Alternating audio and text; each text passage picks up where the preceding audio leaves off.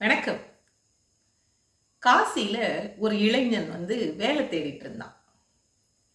எங்க போய் பார்த்தாலும் அவனுக்கு வேலையே கிடைக்கல.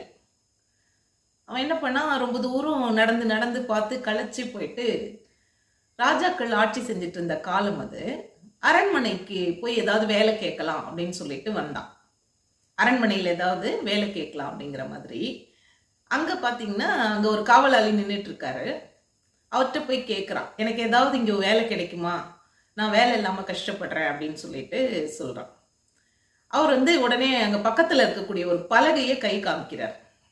அந்த பலகையில் என்ன எழுதி இருக்குன்னா, இங்கு வேலை எதுவும் காலி இல்லை, ராஜா வேலை தவிர அப்படின்னு எழுதியிருக்கு.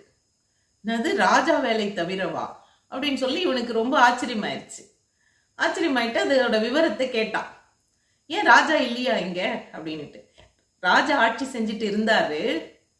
அவருடைய காலம் முடிஞ்ச பிறகு ஒரு நிபந்தனையை வச்சுட்டாங்க இங்க.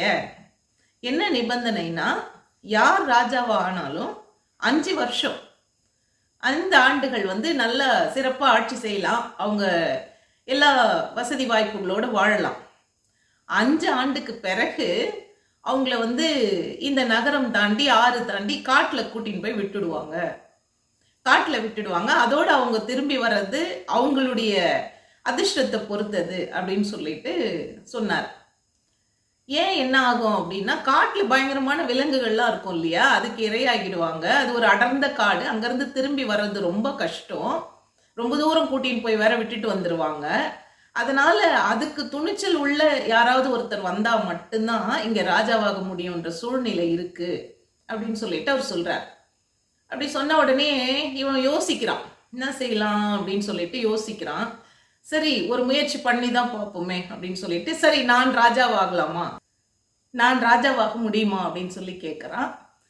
ஆகலாம், தாராளமா, இந்த நிபந்தனைகளுக்கெல்லாம் ஒத்துக்கிட்டா நீங்களும் தாராளமா ராஜாவாகலாம் அப்படின்னு சொல்லி அந்த காவலாளி சொல்றாரு.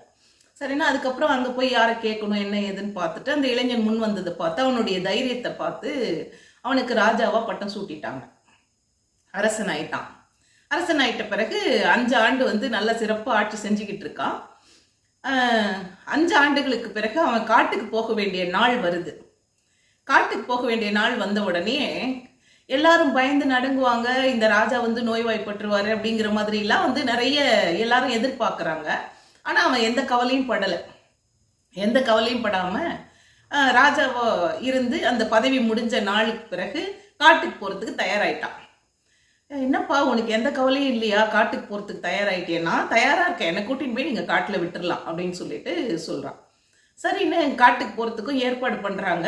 கூட அமைச்சர்கள்லாம் வராங்க. அவனை கூட்டின்னு போய் அங்க விட்டுறணும், அப்படி ஆறு தாண்டி காடு வனத்துல கொண்டு போய் விட்டுறணும் அப்படிங்கிற மாதிரி வந்துகிட்டு இருக்காங்க. இருந்தாலும் எல்லாருக்குமே ஒரு சந்தேகம், இவன் எந்த பயமும் இல்லாம எந்த தயக்கமும் இல்லாம வந்துகிட்டு இருக்கானே அப்படின்னு சொல்லிட்டு, எப்படிப்பா உனக்கு இவ்வளவு தைரியம் வந்தது, அது ஒரு பெரிய அடர்ந்த காடு, சிங்கம் புலி மாதிரி நல்ல பயங்கரமான விலங்குகள்லாம் இருக்கக்கூடிய இடம், நீ உயிரோட திரும்பி வர முடியாதே, நீ எப்படி இப்படி மகிழ்ச்சியா போற அப்படிங்கிற மாதிரி கேட்குறாங்க.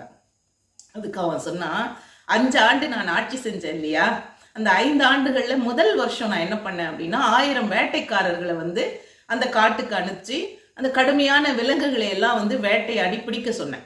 பிடிச்சு அதுக்குன்னு ஒரு மிருக காட்சி சாலை மாதிரி அமைச்சு அந்த மிருக காட்சி சாலையில கொண்டு போய் விட சொல்லிட்டேன். அடுத்த ஆண்டு நிறைய தோட்டக்காரங்க சுத்தம் பண்றவங்க எல்லாரையும் அனுப்பிச்சு காடுகளை எல்லாம் சீர்படுத்தி அங்க ஒரு நகரத்தை உருவாக்குறதுக்கான ஏற்பாடுகளை செஞ்சேன். அடுத்த ஆண்டு கொத்தனார் மாதிரியான ஆட்களை எல்லாம் அனுப்பிச்சு அங்க ஒரு நகரத்தை உருவாக்கி கட்டடம் கட்டி ஒரு அரண்மனை கட்டி எல்லாம் அந்த மாதிரியான வேலைகள்லாம் பார்த்துக்கிட்டேன். அதுக்கு அடுத்த ஆண்டு அங்கேயே மக்கள் குடியேறதுக்கான வசதி வாய்ப்புகள், அங்காடியெல்லாம் வச்சு வாழறதுக்கான விஷயங்கள் எல்லாமே, விவசாயம் செய்யறதுக்கு எல்லாமே இந்த 5 ஆண்டுகள்ல ஒவ்வொரு ஆண்டுமே இங்க நகரத்துல இருந்தா எப்படி வாழ்வோமோ அதே போல காட்டுலயும் வாழறதுக்கான எல்லா ஏற்பாடுகளையும் செஞ்சுட்டு, இதெல்லாம் நான் ரகசியமா செஞ்சிட்டு இருந்தேன், யாருக்கும் தெரியாது, நான் செஞ்சுட்டு இருக்கிறது யாருக்குமே தெரியாது. இப்ப நான் காட்டுக்கு ராஜா பதவியை இழந்துட்டு போல, அங்க போயும் நான் ராஜாவா தான் போக போறேன். இப்ப நீங்க என் கூட அங்க வாழணும்னு நினைக்கிறவங்க வரலாம், நான் ஏற்கனவே கொஞ்சம் மக்களை அங்க குடியேற்றம் பண்ண வச்சுட்டேன் நானு அப்படின்னு சொல்லிட்டு சொல்றான். இதை கேட்ட உடனே எல்லாருக்குமே ரொம்ப வியப்பாய் போகுது. எப்படிடா இவன் இவ்வளோ நாள் இவ்வளோ யாருக்குமே வராத ஒரு யோசனை இவனுக்கு வந்திருக்கே அப்படிங்கிற மாதிரி எல்லாருமே யோசிக்கிறாங்க, அவனை பாராட்டுறாங்க. இது என்ன அப்படின்னா, எவ்வளோ பெரிய இடர்பாடு வந்தாலும் அதுக்குள்ள நமக்கு என்ன வாய்ப்பு ஒளிஞ்சிருக்கு அப்படிங்கிறத பார்க்கறது தான்.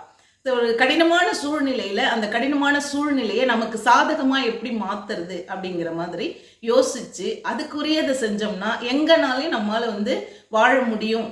சர்வைவல் ஆஃப் தி ஃபிட்டஸ்ட் அப்படின்னு சொல்லிட்டு டார்வின் சொல்வார் இல்லையா? அது போல நம்ம எங்கனாலும் நம்மை தகுதிப்படுத்தி வாழ்வதற்கான திறமையும் தகுதியும் நமக்கு இருந்தால் கண்டிப்பாக வாழ முடியும் அப்படிங்கிறது தான். நன்றி, வணக்கம்.